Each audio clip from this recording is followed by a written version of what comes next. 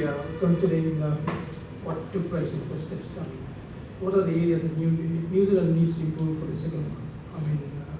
Is there any area that you are working on? Look, I actually think it was a really good test match, and for the most part of it, it was very evenly contested as well. I thought that there was just some small moments that probably changed the course of the test a little bit. We probably should have got more run in terms of that first innings and the lead from the position we were in.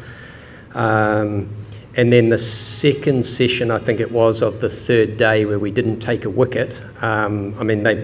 Chandamale and Karunaratne batted very well, but we were maybe just a little bit slow to adjust and adapt in that situation. So, but I thought it was really evenly contested. Both teams were right in it all the way, and on the whole, I think it was a really good spectacle. Is there any possibility that you will be there making any changes for the second test match? We're looking at what took place. Yeah, look, I haven't been out to have a look at the pitch yet, but I expect it to be something similar. But we'll have a look at the pitch tomorrow morning before we finalise our final 11. Okay. When you announced the squad for this 6th test tour, one against Bangladesh, 3 against India and Sri Lanka, and it was said that team is not going to play in all 6 test matches. So any chance for the tomorrow's one? No, Tim will play tomorrow. Gary, obviously you played the first test match without a warm-up game, and the test match in India got washed out as well. How satisfying is it to see the way the New Zealand team fought it out there, going into the game without that much practice in these conditions? Yeah, look, we never want to lose test matches. You go into all of them, and there was disappointment in our dressing room at the end of that match, but it could have gone a different way as well, and we were probably one partnership with the bat, and maybe just sneaking a wicket a little bit earlier when Sri Lanka got some partnerships together of the match looking different as well. So I think it's dangerous to make wholesale changes when things are so close as well. And yeah, look, for us, every day we come here, we just try and get a little bit better in what we're doing, and these conditions here are very foreign to us. They're very, very different to what we get in New Zealand. So it's about adapting and changing just slightly to the game plans. But look, on the whole, I thought the batting unit played well for the most part. It was very, very difficult conditions on that last day in particular, or in the second to last day, and for us to still be in with a chance, I think was admirable. How important is it to score big in the first innings? At one stage, New Zealand looked like at 295, we looked like good enough to get a lead of 100 runs or so. How important is it to post a big total in the first innings? Yeah, I think when the pitch can change quite quickly, and we saw it, I think, from being relatively good off the straight areas to then spinning quite a bit on that fourth day, that conditions can change very quickly. So I think every run you get in the first innings is very important, and making sure you can post that large total means it's just less runs you have to score in the second. Ravindra, you looked so good. From nearly pulled off 100 as well. Yeah, look, he played beautifully. I think Rachin still struggled early in his innings, both innings, just to find his way. But once he did, he committed to that and played beautifully. He's certainly made a fist of international cricket in all formats since he's come in, and we're delighted that he's in our side.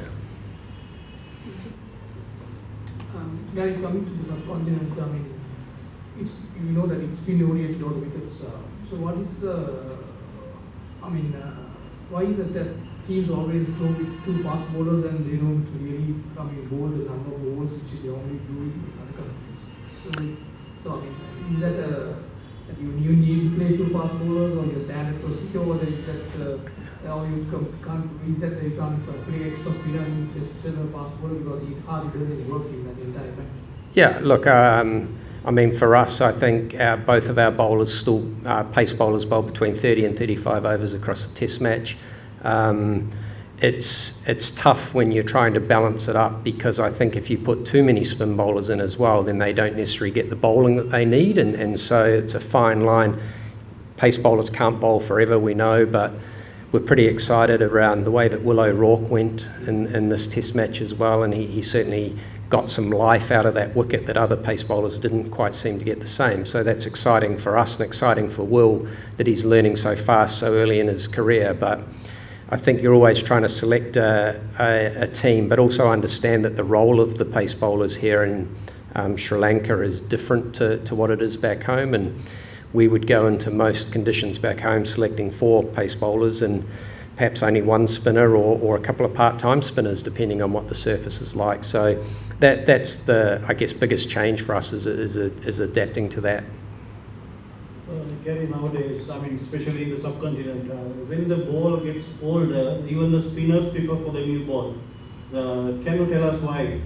I think it's just the sharpness of the movement that happens with the harder new ball. Spinners will, when the ball gets softer, it doesn't quite do it as quickly, so the batsman just has that little bit more time to adjust. So yeah, that's certainly one of the real differences that we see in New Zealand, where we rely on swing and seam bowling, especially with a new ball. So you don't often see a spinner take a new ball in New Zealand, whereas here you're often seeing spin from both ends. So that's where it is very different. What does New Zealand have to do if they have to win this test match? Look, I mean, you just play each session as it comes, but we have to be that little bit better than Sri Lanka, and they're very, very good in their conditions. But I think we've got a squad in there that are really determined to make sure that we come away from this series with some World Test Championship points. And for us, it's about playing each ball. It's about trying to win sessions and then placing Sri Lanka under pressure for long enough periods that they make mistakes. So. But they're very good as well, and they deserve to be on the World Test Championship table that they are. So we're certainly not coming in here lightly at all. We go out there expecting to play our best cricket, and I'm sure we'll be better for the run that we had last week as well.